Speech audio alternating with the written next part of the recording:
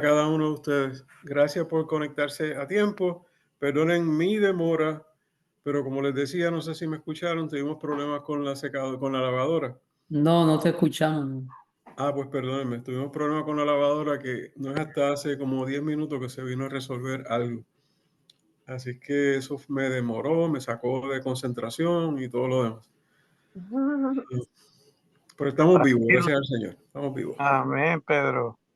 Gracias, Camilo. Bueno, la semana pasada tuvimos una de las clases, para mí, más tan importante como el resto de las anteriores. Pero lo que yo quisiera que todos cobráramos conciencia es a dónde nos lleva esta información y esta literatura. Esta información, si usted mira y vaya conmigo, por favor, al libro, al índice. Si usted va al índice en la misma primera página, segunda, si usted mira, le dice cómo en la sesión 1 hace una pregunta, ¿verdad? Pero en realidad lo que trata es de la revelación general y especial. El capítulo 2 habla de la inspiración de las escrituras. El capítulo 3 habla de la inerrancia bíblica. El capítulo 4, autoridad de las escrituras, que fue lo que hablamos la semana pasada. Y lo que esta noche vamos a comenzar, si Dios quiere, es la claridad e iluminación bíblica. Así que a dónde, si usted mira y en su mente hace un ejercicio, usted mira el derrotero, a dónde nos lleva, cuál es la meta de estos temas, además de que el libro dice que es unidos en la fe, realmente lo que nos lleva es al pilar número 1 de lo que pasó en la reforma. El pilar número 1, que lo que quiere decir es sola escritura. La sola escritura lo estamos defendiendo aquí, entendiendo en la sola escritura la revelación, cómo es que el Señor nos trae esa escritura. Después nos hablamos de la inspiración, a quién inspiró, cómo lo inspiró, todo lo demás. Después hablamos de la inerrancia, porque la escritura no tiene errores, puede tener cosas en general, ¿verdad? Como hablamos la vez pasada, que no es específico, que murieron 200, yo traje el ejemplo de Pablo, capítulo 27, el naufragio, que dice Lucas que fueron 276. Bueno, pudo haber sido 200 los que estaban en el bote, en el barco, pudo haber sido 275, pudo haber sido 270, como pudo haber sido 250. La realidad es que eso no cambia el evento que sucedió y la narración de lo que ocurrió. Así que esa inerrancia la estamos asociando todo con el pilar de la sola escritura. Después vamos a una de las características número 1 de la escritura, que es la autoridad de la escritura. Y aquí sí que hay tela para cortar y obviamente no tenemos el tiempo esta noche. Yo no voy a dar reversa para discutir algo que ya se discutió como tal, pero quiero hacer esta introducción antes de entrar en las preguntas tan siquiera, para que ustedes vean la importancia de a dónde nos dirigimos y por qué estamos estudiando estos tópicos como tal. Si usted busca el libro de teología de Perman o si busca el libro de teología de Grudem, usted va a ver que estos tópicos están altamente desarrollados y casi todos tienen su capítulo. Casi todos van alineados cuando uno está comenzando a leer tópicos de teología bajo autoridad bíblica. O sea, que como autoridad hay un capítulo con unas divisiones. Y me voy a adelantar, mire, en el libro, tanto en el libro de Perman como en el libro de Grudem, aparece la autoridad con 4 características. Esto es relativo, referente a la semana pasada, con implicaciones para esta noche. Dice, autoridad de la escritura es una característica de la escritura como tal. La claridad de la escritura, segunda, y es lo que vamos a ver esta noche. Necesidad de la escritura, tercero, y suficiencia de la escritura, cuarto. O sea que aún en este panfleto tan finito, tan sencillo como nosotros lo vemos, tiene una cantidad de información extremadamente valiosa. Nos está dando unas herramientas súper para nosotros tener a la mano para cuando tengamos que hablar de por qué creemos en la Biblia y por qué la Biblia es nuestra fuente de información absoluta sin tener que trabajar con alguna otra cosa. Que sí ha habido concilio, sí ha habido concilio. Sí ha habido reuniones, sí ha habido reuniones. Pero como vamos a ver esta noche, la Biblia se hizo para que todos los que estamos aquí la podamos leer e interpretar. Ahora, vamos a los ejercicios de la semana pasada. ¿Alguna pregunta con la introducción? ¿Algo que alguien quiera aportar? Pastor, Camilo. La introducción está completa. ¿No? Oh, muy ilustrativa. Thanks for the appreciation. Está Ok. muy bien. Vamos a las noticias en detalle. Vamos a la página 52. Y dice el primer párrafo arriba en el estudio personal, porque el estudio personal 1, el 2 es tan personal que quizás hay preguntas que no voy a tocar como tal. Pero en el primero dice, en el estudio grupal se habló de una de las ocasiones en que Jesús llamó amigos a sus discípulos. Los evangelios registran otra ocasión en que esto ocurrió. En ese momento Jesús estaba confrontando a los líderes espirituales por su hipocresía y se detuvo un momento a enseñar a sus discípulos. O sea, él se está dirigiendo a sus discípulos, pero de momento escucha, le preguntan todo lo demás, entonces se dirige para enseñarle a los discípulos. Y le dice en Lucas 12, versículos 4 al 7, mas os digo, amigos míos, no temáis a los que matan el cuerpo y después nada más pueden hacer, pero os enseñaré a quién debes temer. Temed a aquel que después de haber quitado la vida tiene poder de echar en el infierno. Sí, os digo, a este temed. ¿No se venden 5 pajarillos por 2 cuartos? Con todo, ni uno de ellos está olvidado delante de Dios, pues aún los cabellos de vuestra cabeza están todos contados. No temáis, pues, más valéis vosotros que muchos pajarillos. Mire la primera pregunta. Dice, ¿a qué se debía la hipocresía de los líderes religiosos y a quién temían? Un voluntario que conteste.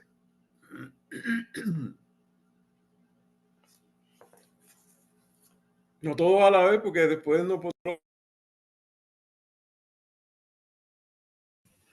Ellos, Joseph, ¿cómo están? Dios los bendiga. Ellos le temían a los que podían matar el cuerpo físico. Correcto. Los líderes religiosos, principalmente los fariseos, los escribas, vivían de la apariencia. Y el mismo Señor los acusa en un momento dado que le ponían cargas a la gente que ellos mismos no podían llevar. Así que vivían sí de la apariencia y sí vivían mirando a aquello que podía matar el cuerpo. La segunda pregunta dice, según Jesús, ¿debemos temer más a los hombres o a Dios? ¿Y por qué?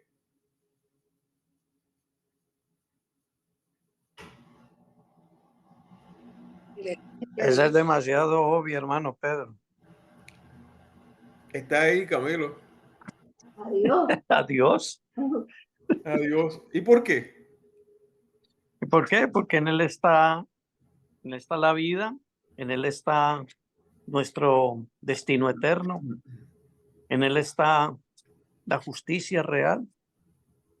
Que está en nuestros tiempos y está en el juicio final, está en sus manos. Él es quien puede decidir a separar la paja del trigo y decir, tú para aquí y tú para allá. Y estos son ovejas y estos son cabritos. ¿Verdad? Ese es el que tiene la palabra final. Afirmativo. Es el todopoderoso. ¿Perdón? No, él es el todopoderoso, Todopoderoso. pero también la revelación de la palabra es eso que tú acabas de expresar. Y una cosa que yo puse, que somos transparentes a él, tú sabes, no podemos esconder tampoco nada de él. Eso sería también una respuesta, que somos transparentes. Y tienen mucha razón en eso también. Déjame ver qué dice el segundo del estudio personal. Está hablando de los 2 cimientos y dice, esta enseñanza de Jesús nos ayuda a entender la importancia de su autoridad en nuestra vida. Él no quiere someternos como un tirano, sino para resguardarnos y buscar nuestro bien. Lucas 6, 48, 49 dice, y es una pregunta súper interesante, ¿por qué me llamáis Señor, Señor, y no hacéis lo que yo digo? Todo aquel que viene a mí y oye mis palabras y las hace, os indicaré a quién es semejante. Semejante es al hombre que al edificar una casa cavó y ahondó y puso el fundamento sobre la roca. Y cuando vino una inundación, el río dio con ímpetu contra aquella casa, pero no la pudo mover, porque estaba fundada sobre la roca. Mas el que oyó y no hizo, semejante al hombre que edificó su casa sobre tierra, sin fundamento, contra la cual el río dio con ímpetu y luego cayó, y fue grande la ruina de aquella casa. Cuando es incongruente llamar Señor a Jesús. Cuando no se lo obedece. Sí, porque aquí está, dice, me llama Señor, Señor, y no hace lo que yo digo. Entonces, ¿de qué vale que le llame Señor?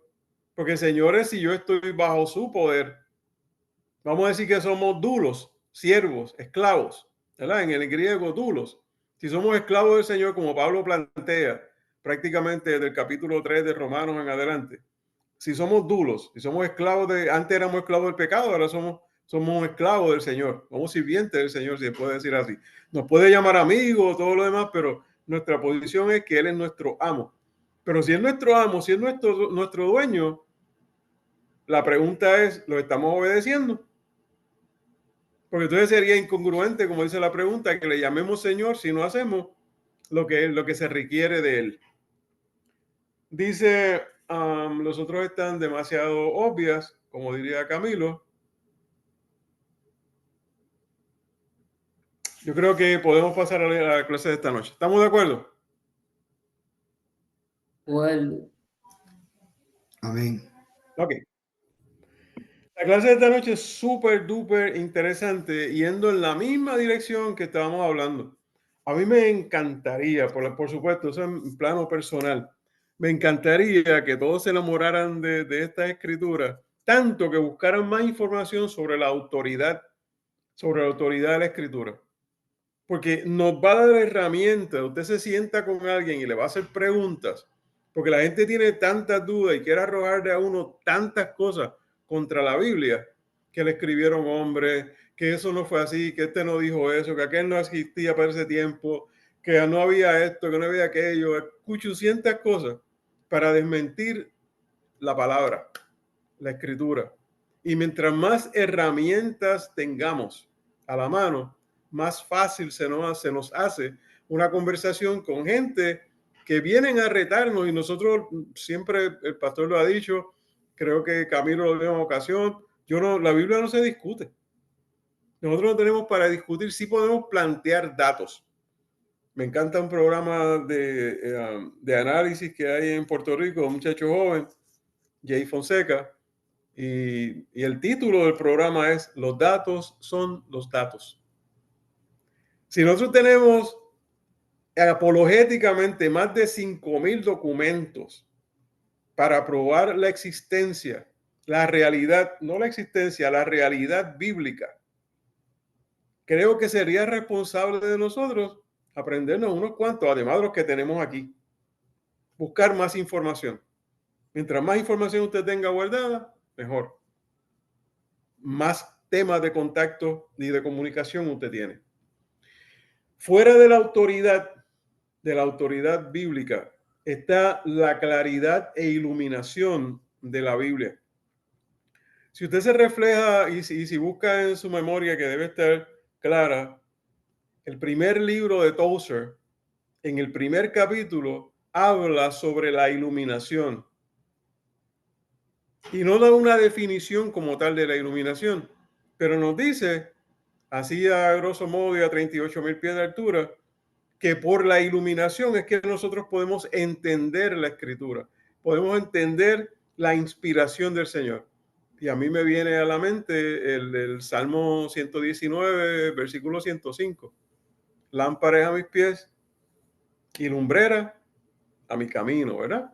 Ilumina, lumbrera, que ilumina nuestro camino, que nos dirige, que nos lleva por un sitio cuando nosotros podemos ir, quién sabe. Yo lo miro de esta manera. Mientras más apegado estoy al Señor, estoy con el Señor, quizá el foco, la lumbrera mía va a alumbrar un poco más, y valga la redundancia, la luz va a llegar un poco más distante. Si por antes tenía 3 pies de visibilidad y me sigo apegando al Señor, quizá me va a dar 4 y quizá me puede dar 5 y 6, y cuando vengo a ver tengo un camino claro y puedo ver las cosas mejor. Y si uno a eso le añade discernimiento y la conexión de uno está bien fuerte con el Señor, ese camino es más fácil de recorrer. Así que así yo veo la cuestión de la iluminación y le digo, como empecé, a 38,000 pies de altura, cosa que tengamos, aunque sea una idea antes de yo entrar en unas definiciones, porque le estaba comentando al pastor que saqué una información que quería compartir con ustedes que quizás, no sé, no creo si me llegue a la hora completa o si me agarre algunos 5 o 10 minutos de la próxima clase. También vamos a decir que iluminar es abrir el entendimiento. Perdóneme, pastor. Iluminar es abrir el entendimiento. Sí, definitivamente. Abre el entendimiento, claro que sí. Pues entonces, como todos los capítulos anteriores, la sesión 5 comienza con una pregunta. Dice, ¿cómo Dios me ayuda a entender la Biblia? Y esa línea que tiene ahí debajo dice tanto, dice, la Biblia es comprensible. O sea, nos está diciendo de antemano, si uno nunca ha leído la Biblia, esa idea que tenemos en muchos casos, que se ha oído muchas veces, que lo dice el mismo primer párrafo de la introducción, es que esto es muy difícil. Y veremos que hay cosas que van a ser difíciles. Pero la Biblia está, mira, dice que la Biblia es comprensible. ¿Por qué? Porque Dios ilumina al creyente por el Espíritu Santo. O sea, ya aquí hay un elemento al tiro que nos dice que nosotros, para entender la Biblia correctamente, para tener más herramientas, como he utilizado la palabra anteriormente, para tener más recursos, Entonces, hago una necesitamos. pregunta, maestro. Diga usted. ¿Será entonces posible que esa es una excusa que usamos para no leer la Biblia? Yo entiendo que sí, pastor. Yo Amén. entiendo que sí, que es una excusa que usamos para no leer la Biblia. Hermano, Porque hay herramientas y las voy a tratar, me voy a despegar un poquito del folleto y voy a utilizar algunas cosas de Grudem que están básicas. Ahora digo yo, están bien entendibles. Dígame, Camilo. no, yo quería aportar algo que me llama un poquito la atención. No voy a Sí. decir si en realidad hubo algo, no algo. De pronto, cuando digamos yo entré en el primer amor, esa parte de sentir hambre por la palabra de Dios. O sea, fue algo que fue muy notorio en los grupos de oración, donde yo ya casi que empecé a soltar mis primeros pinitos, prácticamente enseñando o explicando algo que yo prácticamente yo tragaba Biblia, pero como si no hubiera comido quién sabe durante cuánto tiempo. Eso es algo que yo no lo entiendo. No voy a decir que me vino algo sobrenatural ni nada, pero sí cuando veo esas personas que dicen que yo no entiendo, es que yo para dormir me tengo que abrir la Biblia, para dormirme, imagínese. O sea, hombre, por Dios, no es posible que entremos en eso. Yo creo que lo que vas a hablar enseguida, de pronto a los hermanos que están conectados, les traigo un poquito de luz también con respecto a eso. Yo espero que sí. Gracias por el aporte, muy bueno. Dice, claridad e iluminación de la Biblia. Introducción. Todos hemos escuchado a alguien decir que la Biblia es difícil de entender, lo acabamos de discutir ahora. Y si somos honestos, tal vez nosotros alguna vez lo hemos dicho. Quizá hay veces que uno dice uno mismo, caramba, esto lo entendí de esta manera, pero ¿será así o no será de esta manera? La idea detrás de esto es la creencia de que el mensaje de la Biblia, dije la creencia, está oculto para la persona común. O sea, ¿cuál es la idea de mucha gente? Yo voy a la iglesia y el pastor que me explique. O el que está dando el mensaje, que traiga un mensaje que sea claro. Más vale que sea claro porque me puedo ir a casa y no entenderlo. Pero tampoco hago nada para buscar información y nutrirme.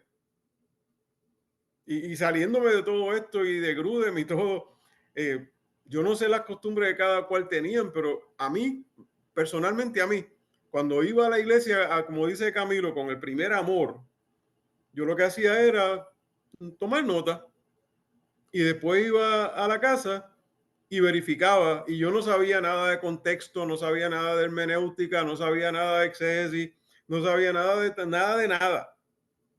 Sabía leer y tenía intranquilidad, estaba pasando por ese primer amor. Y yo quería saber que lo que me estaban hablando, primero era correcto y segundo, que no me sacaran un versículo y yo decir, pero espérate, esto como que no me hace juego con el resto. Esa intranquilidad yo la tuve desde el principio. Pero no puedo decir, o sea, yo estoy hablando del burro adelante para que no se espante, como dicen en Boricua. Yo no puedo decir que me oculté para decir que sea el pastor el que me explique. Porque por alguna razón no he ido nunca a un instituto, o sea, papá Dios me dio lo que me dio y seguí estudiando, ¿no?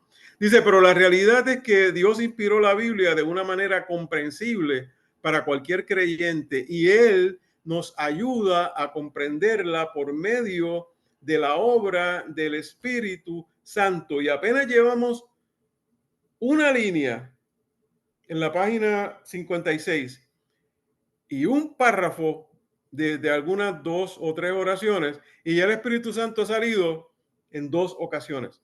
Ya quiere decir que el Espíritu Santo juega un papel súper duper importante para la comprensión, para la claridad, para la iluminación de la Biblia.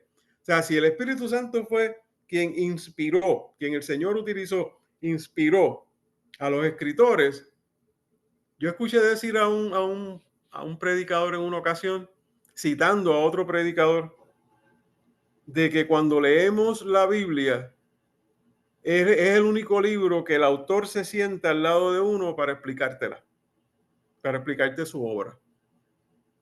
O sea que él está pendiente a que nosotros recurramos a él, valga la redundancia, que recurramos a su espíritu, al Espíritu Santo, para nosotros nutrirnos de la información que él quiere darnos, que está disponible para nosotros, porque Santiago nos dice que el que necesite sabiduría, que la pida.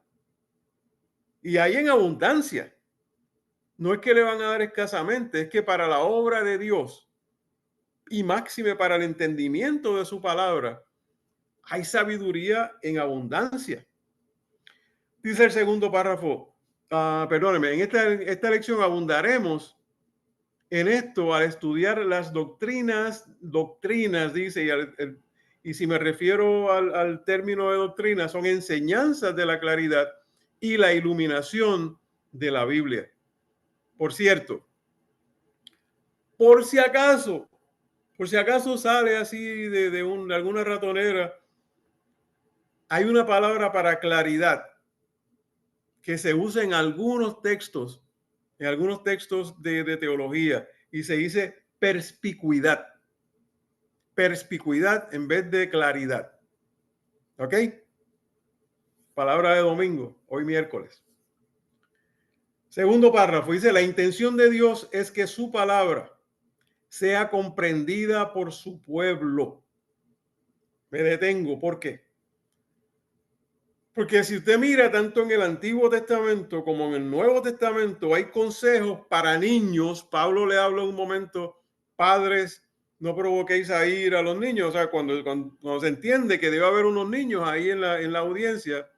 Y en Deuteronomio, en el Antiguo Testamento, Moisés le dice a los padres también que esta palabra de llevársela a los niños y a la familia y hablar de ella en la mañana, en la tarde, en la noche, ponerle en los dinteles. O sea, la palabra el grafé, como se llama en el griego, la palabra, la escritura, debe estar apta para que todo su pueblo la entienda. Hasta ahí estamos claros. Hasta ahí me entienden a mí. Amén, Joseph, gracias. Al inspirar la Biblia, no creó un libro solo para personas superdotadas o para la élite del cristianismo. Él inspiró la escritura de manera que algunos creyentes, no dice todo creyente pueda entenderla con la ayuda del Espíritu Santo. Llevamos de 3:3. Esto significa que la Biblia puede ser leída como cualquier otro libro. Los mismos métodos que usamos para leer e interpretar otros escritos aplican a la literatura bíblica.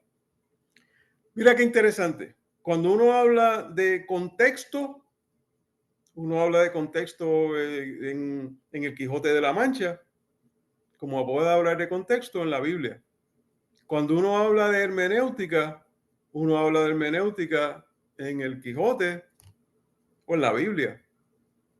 Cuando uno habla de cualquier término que aplique a cualquier libro, si uno habla de apologética, defensa de cualquier defensa de la ciencia, en el caso mío en particular, y voy a hablar de esquizofrenia y hay diferentes estudios que nos podemos sentar a hablar de ellos, o de neurotransmisores, que era mi especialidad. Podemos hablar de los neurotransmisores, lo más importante en tal condición y en tal otro y en la otra, qué sé yo, pero hay una defensa de, eso es apologética. Pues hay una apologética cristiana. Si hablamos ahorita, mencioné de más de 5,000 documentos, pues estamos hablando de que, y les dije que sería bueno que nos enteráramos, que viéramos videos, que hay un montón por ahí, desde YouTube hasta otro montón de descubrimientos y todo, que nosotros tomemos nota de las cosas que nos dan más fuerza para uno hacer defensa, como dice Pedro en su segunda carta, capítulo 3, versículo 15, creo que dice, para hacer defensa de nuestra fe. Eso es apologética, es hacer defensa de nuestra fe. Hermano, Diga usted, Camilo.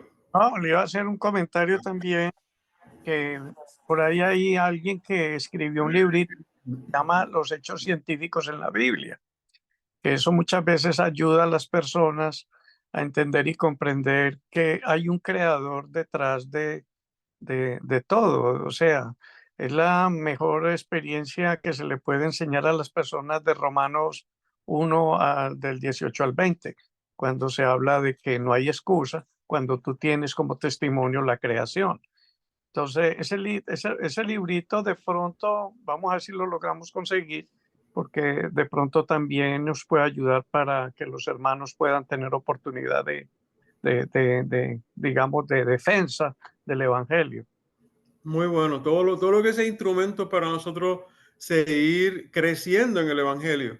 Porque esto es parte del crecimiento, y lo vamos a ver en un ratito. Esto es parte del crecimiento, de la claridad que vamos a tener mientras más uno va leyendo, mientras más uno se va sometiendo al Señor, mientras más uno va orando, mientras más uno va buscando, más Dios nos va dando. Digo en la última línea de este párrafo 2, dice, esto significa que la Biblia puede ser leída como cualquier otro libro. Puede ser leída como cualquier otro libro, y yo lo pongo entre comillas. Sí, uno lo lee como cualquier otro libro, o sea, lectura es lectura. Ahora, el recurso que utilizamos para leer la Biblia, que debe ser el número uno, es nuestra comunión y nuestra comunicación con el Espíritu Santo. Él es quien nos va a hablar y nos va a llevar y nos va a dictar. Dice, los mismos métodos que usamos para leer e interpretar otros escritos aplican a la literatura bíblica. Y creo que lo cubrí un poquito. Próximo párrafo dice, no obstante, debemos entender lo que esto no significa. La intención de Dios al inspirar una Biblia que fuera comprensible no significa que toda porción sea igualmente clara. Hay hay porciones, hay perícopas, hay capítulos completos que son difíciles de entender.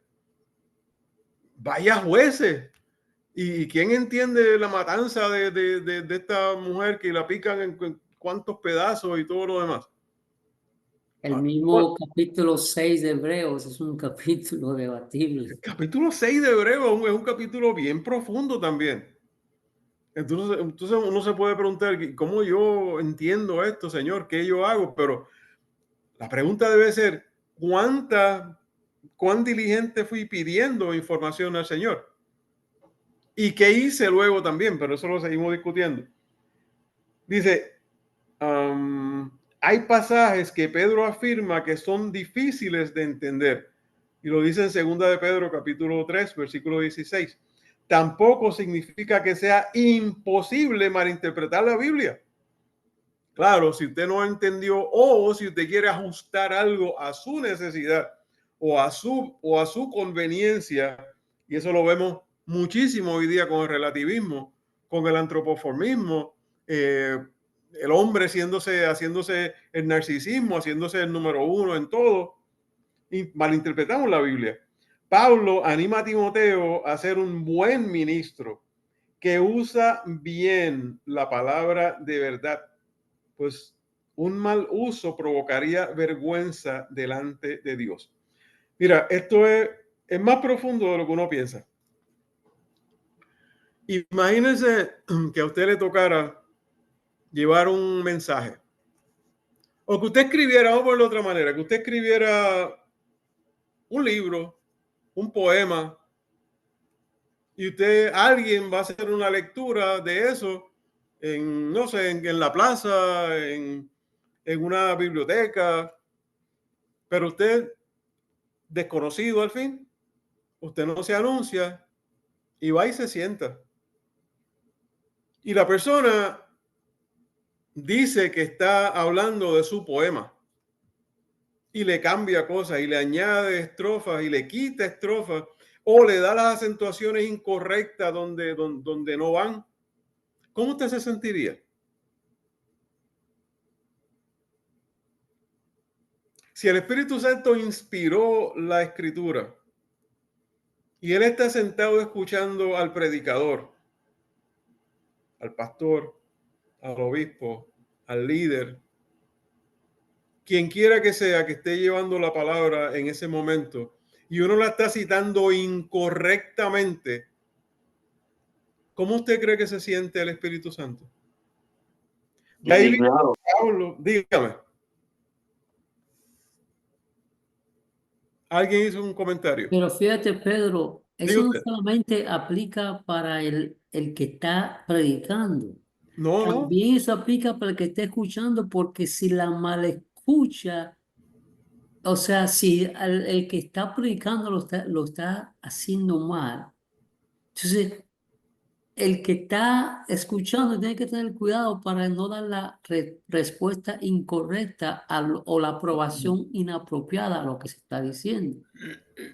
Es muy común el decir amén a cosas cuando escuchamos algo muy emotivo de un púlpito, pero no necesariamente está teológicamente correcto.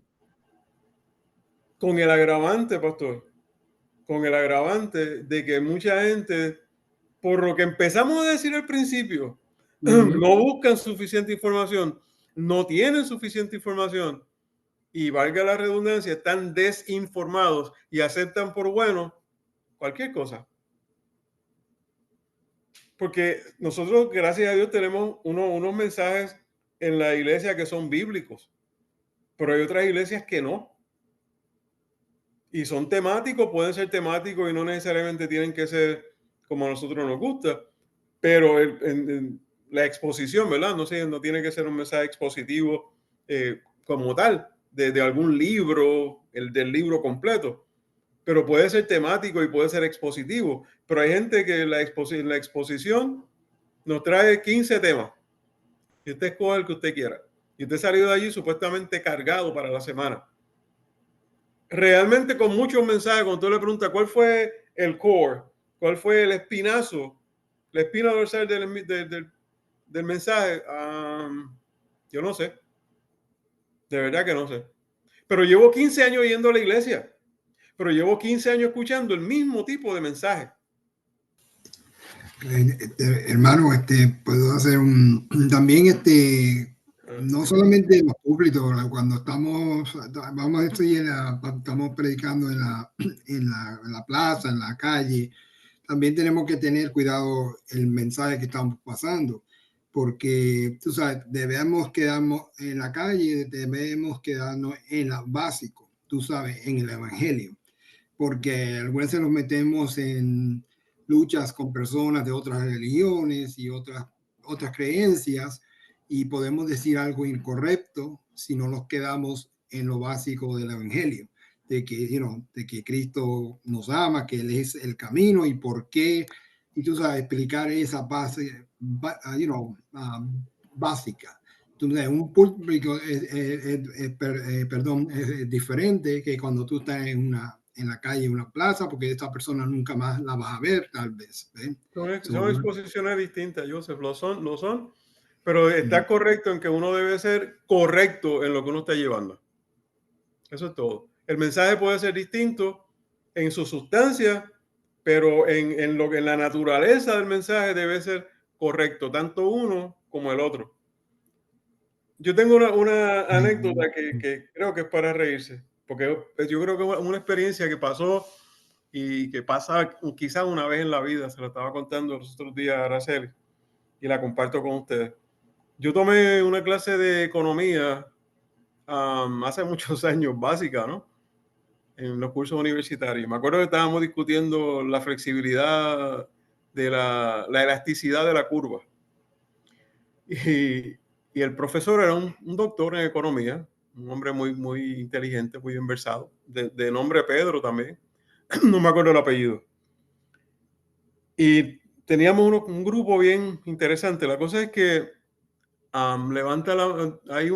hace un planteamiento y dice el hombre, obviamente lo que el autor quiere decir con este planteamiento que está haciendo es tal y tal y tal y tal, y hace su exposición.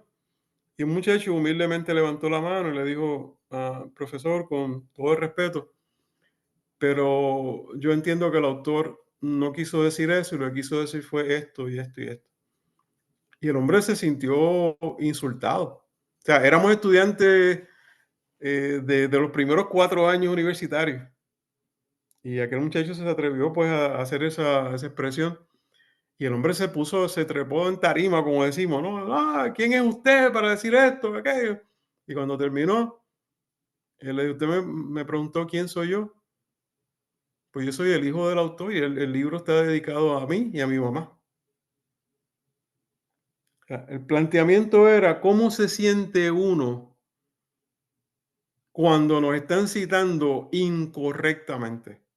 Y nosotros utilizamos la Biblia en ocasiones con significados distintos y quizás nosotros no en nuestra iglesia, en Victoria en Jesús no, pero vamos a otro sitio o lo escuchamos por televisión y vemos cosas fuera de contexto, textos fuera de contexto, que todos sabemos que es un pretexto.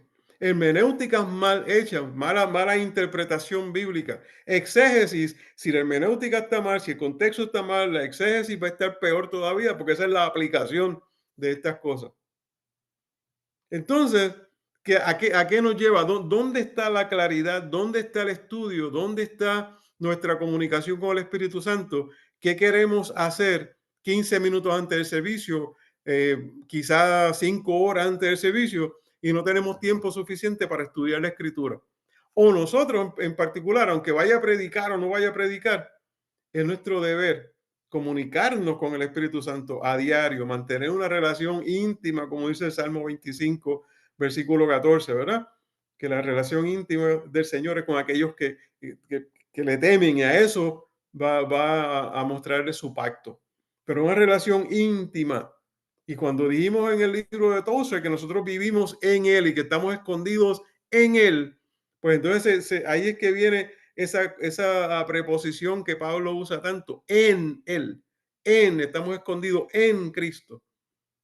Y puede que Él sea omnipresente y que sea inmanente, pero nosotros estamos escondidos ahí, dentro de esa inmanencia, dentro de esa grandeza del Señor. Seguimos con el último párrafo de la introducción. Pero esto sí significa, ¿verdad? Porque antes dijimos lo que no significaba. Pero a esto sí significa que todo creyente puede entender la Escritura con ayuda del Espíritu Santo.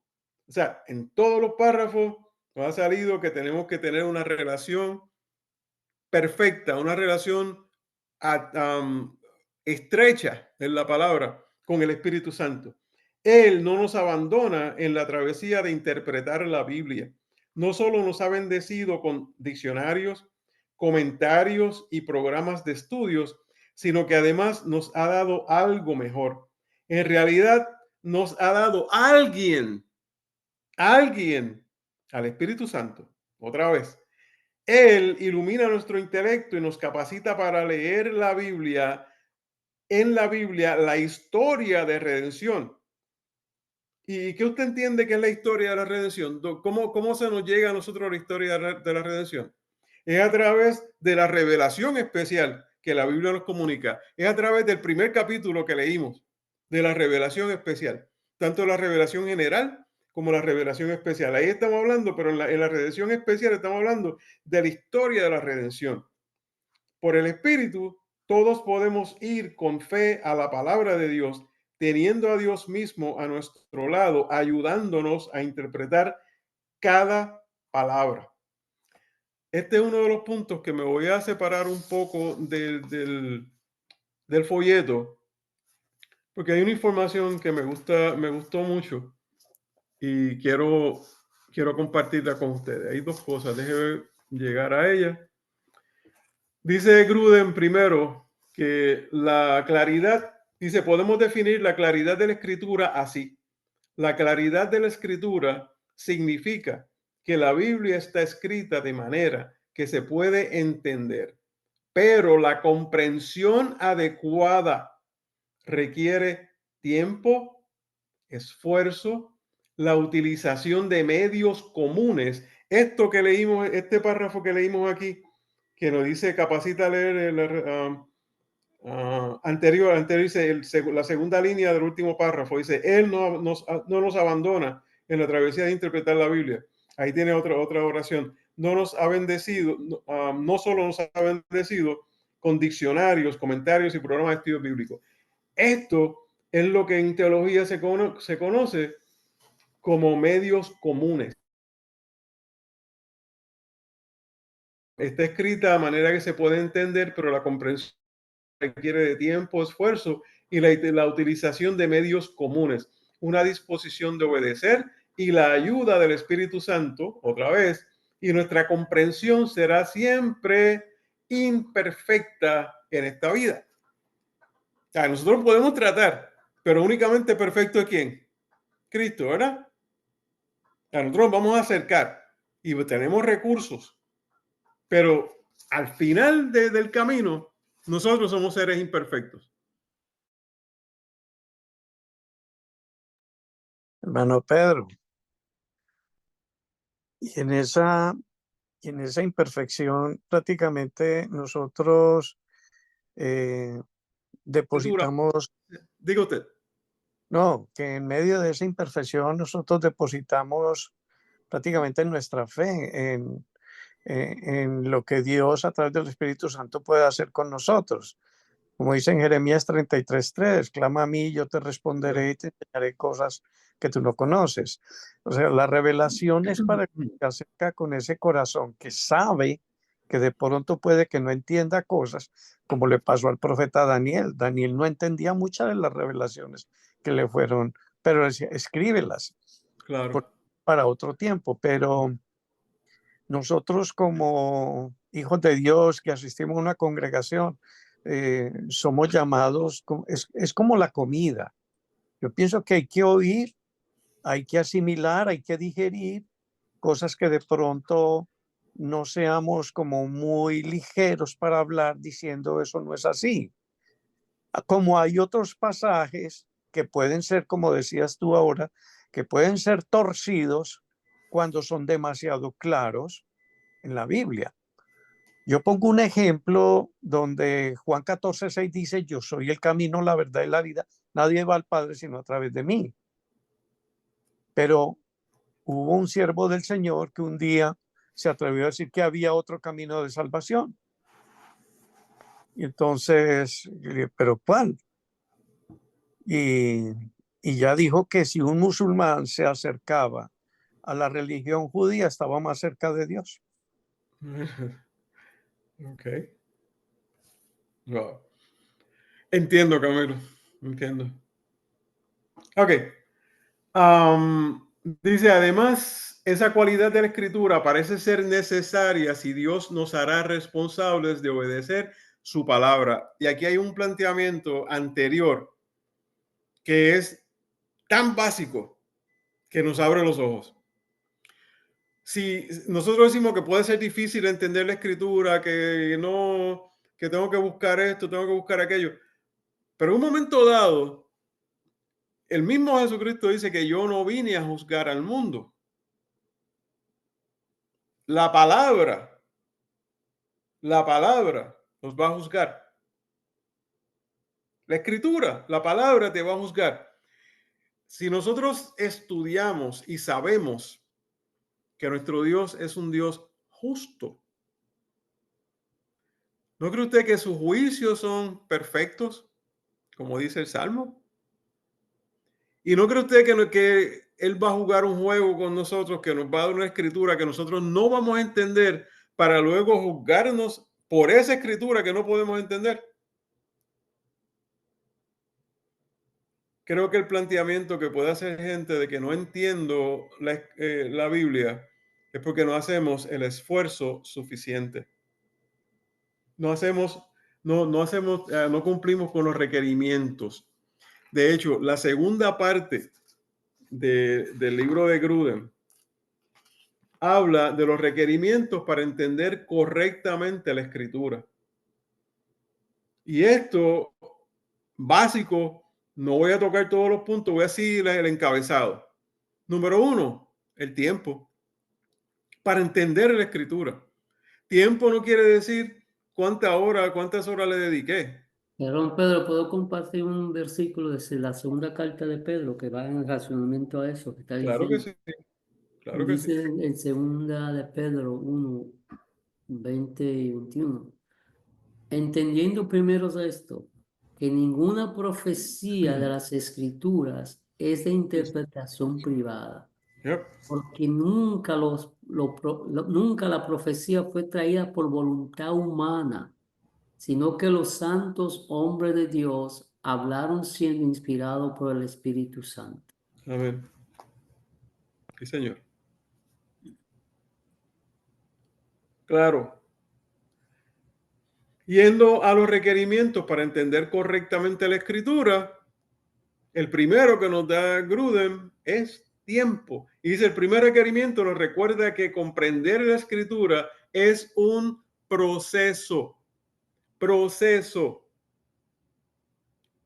Camilo decía que al principio se comía la escritura, se comía la Biblia. Camilo, ¿cuándo sabes más? ¿Ahora o en aquel momento que te comías la Biblia más que ahora? Lo que pasa es que cuando uno come carne por primera vez le sabe muy rico.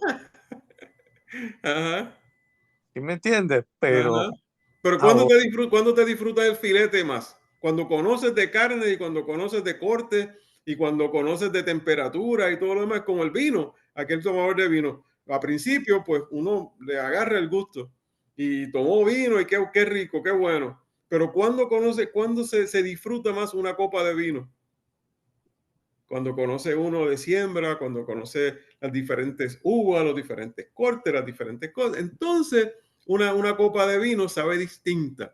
Me imagino que la palabra te sabe distinta ahora como te sabía antes. no, y obviamente es ya uno está manejando niveles un poquitico más profundos en el conocimiento, porque como siempre lo expresamos, leemos un versículo muchas veces y de pronto viene la chispa y muestra algo más de lo que nosotros habíamos visto. Eso es así. Un enriquecimiento, y eso solamente se consigue es lo que tú estás diciendo. Tenemos que esforzarnos más en el conocimiento de la palabra. Y no rendirnos. Seguir pidiéndole al Señor sabiduría, entendimiento, discernimiento. Mira, tiempo. Y dice el mandamiento bíblico de meditar en la ley de Dios asume que el estudio adicional nos llevará a una comprensión adicional. Hay muchos ejemplos que Grudem da con diferentes versículos, pero hay algo que resume y dice, la escritura afirma que se la puede entender, pero no de inmediato. Crecer en entendimiento es un proceso de toda la vida. Y aquí dice algo bien interesante. La claridad es una propiedad de la escritura, no de sus lectores, quienes son muy diferentes entre sí en cuanto a comprensión. ¿Entendimos esa aseveración? La claridad es una propiedad de la escritura, no de sus lectores, quienes son muy diferentes entre sí en cuanto a comprensión. Claro todo, ¿verdad? Segundo punto para comprender, requisitos para comprender. El segundo es el esfuerzo. Y él da el ejemplo de Esdras. Todos sabemos que Esdras, sacerdote, ¿sabía él de la escritura? Claro que sí. Pero Esdras se había dedicado, dice Esdras 7:10, se había dedicado por completo a estudiar la ley del Señor, a ponerla en práctica y enseñar sus preceptos y normas a los israelitas. Seguramente Esdras ya conocía la ley de Dios, pero estudiaba para comprenderla a mayor profundidad. Además, la claridad de la escritura no implica que será fácil entenderla. Pedro, un momentito, estamos hablando de lo mismo también. Yep. Tú acabas de decir que no se va a comprender inmediatamente. De la misma manera que nosotros no podemos crecer de inmediato de bebé a hombre, es un proceso, pues así mismo el conocimiento de Dios es un proceso. Por eso el apóstol Pedro, no Pedro Lugo, sino el apóstol Pedro, en su segunda carta, capítulo 3, versículo 18, dice esto: antes bien, crecer en la gracia y en el conocimiento, eso requiere tiempo. O sea, Correcto. tú sí que ese versículo, Tiempo y esfuerzo. tiempo y esfuerzo. Tiempo y esfuerzo.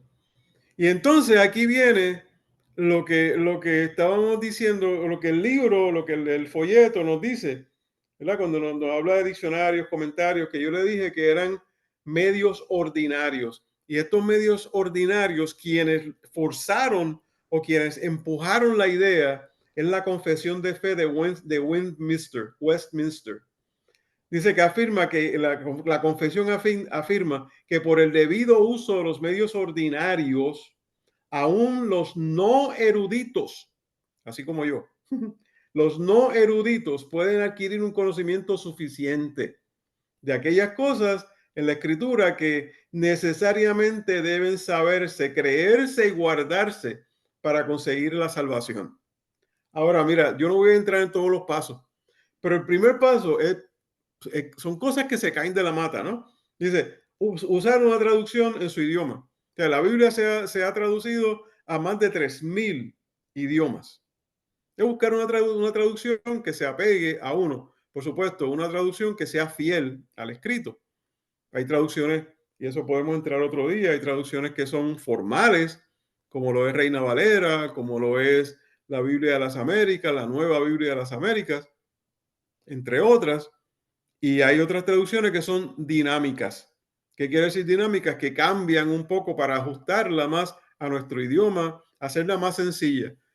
El pecado que tienen las traducciones dinámicas es que muchas veces, como la traducción al lenguaje actual, que para muchas cosas es muy buena, pero en otras pues se va un poquito distante, perdón, del texto original. Para mí de las dinámicas, la que le tengo más confianza es a la Nueva Traducción Viviente, que de hecho la utilizo bastante. Pero dice que uno, o lo primero debe ser la utilización de medios ordinarios. Uno, traducción de la Biblia en el idioma de uno. Después, escuchar el número B, o la letra B, escuchar a los maestros de la palabra, porque Dios les ha entregado dones de enseñanza a la iglesia. C, leer los comentarios cuando estén disponibles. Aquí también, si usted va a comprar un comentario bíblico, sería bueno que lo consulte con el pastor, porque no todos los comentaristas pues son fiables. Ya que estos son la versión escrita que nos enseñan los maestros en la iglesia. D, estar conscientes de la sabiduría contenida en la historia de la interpretación de la iglesia. E, buscar el entendimiento en comunidad con otros, como estamos haciendo ahora, en grupos pequeños, estudios bíblicos, conferencias académicas. Y el F es el que nos da lo que nos está dando el folleto. Dice, usar herramientas modernas como las concordancias, los diccionarios en hebreo y griego, gramáticas y fuentes de trasfondo histórico. Así que hay una serie de pasos que podemos seguir para no quedarnos en que yo no lo entiendo, yo no sé lo que dice, es que a mí no me explican eso, es que el pastor no ha hablado de eso. Y aún Grudem sigue hablando de hermenéutica y exegética. Y yo en esa parte no voy a entrar porque es un poquito más profundo. Pero están esas herramientas también, de la exégesis y la hermenéutica, la interpretación bíblica, ¿verdad? Los métodos de interpretación bíblica, que es la hermenéutica. Y cuando la hermenéutica se pone en práctica, entonces estamos hablando de la exégesis, que es la interpretación de esa hermenéutica.